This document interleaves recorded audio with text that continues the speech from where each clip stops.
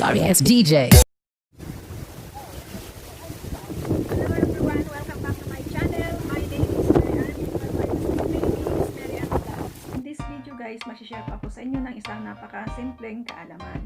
So kung gusto mo pong malaman paano, panoorin mo po ang video to hanggang sa matapos.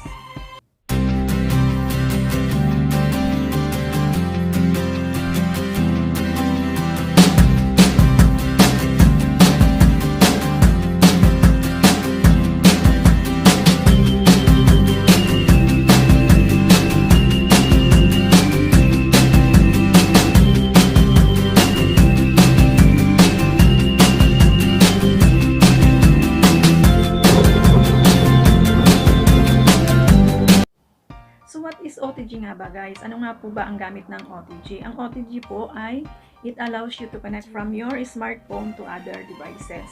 At nagagamit rin po natin ito na mag-transfer ng mga files sa ating cellphone.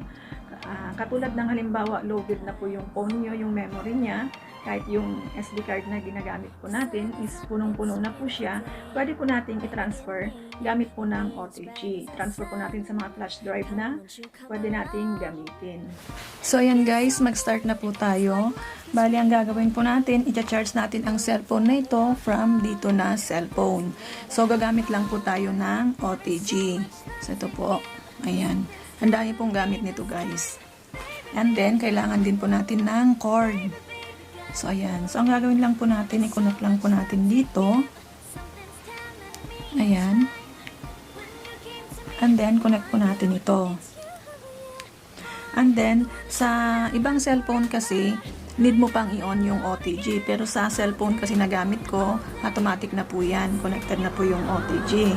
So ngayon, direct na po tayong mag-charge. Ngayon, kung may lumalabas pang sa setting ng OTG na makikita ninyo, i-on lang po ninyo yon. So ayan, ko-connect ko na po siya dito sa kabilang cellphone.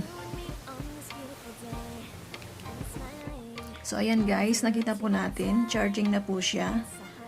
Ayan. Ayan.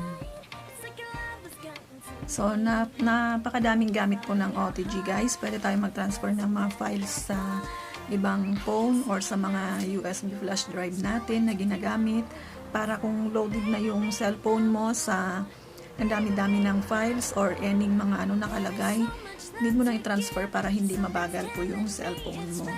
So, ayan po siya. So, charging na po siya. Ganyan lang po. Pag emergency na wala kayong dalang power bank, pwede nyo pong gamitin ito. OTG, gamit lang po ng OTG mag-charge sa kabilang cellphone kung may kailangan kayo sa kabilang cellphone na talagang ngunit nang ilipat yung mga SIM card or yung memory card. So ayun nga guys, ganun lamang po kadali gamitin ang OTG para mag-charge po tayo ng ating cellphone. So kung may natutunan ka po ulit sa video to, huwag mo po sanang kalimutan i-click ang like, mag-comment po sa baba, at mag-share na rin po. Salamat and God bless. Bye-bye!